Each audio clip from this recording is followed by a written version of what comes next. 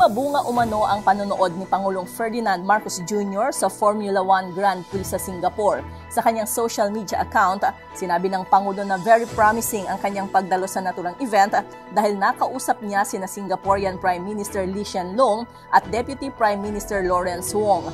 Ayon kay Pangulong Marcos, kapwa inaasahan ng Pilipinas at Singapore ang mas pinalakas na collaboration sa iba't ibang larangan para matugunan ang global challenges.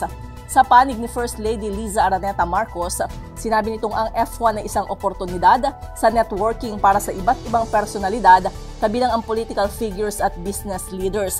Bukod sa First Lady, makikita sa larawan ng iba pang Singaporean business leaders and personalities na kausap ni Pangulong Marcos sa round table.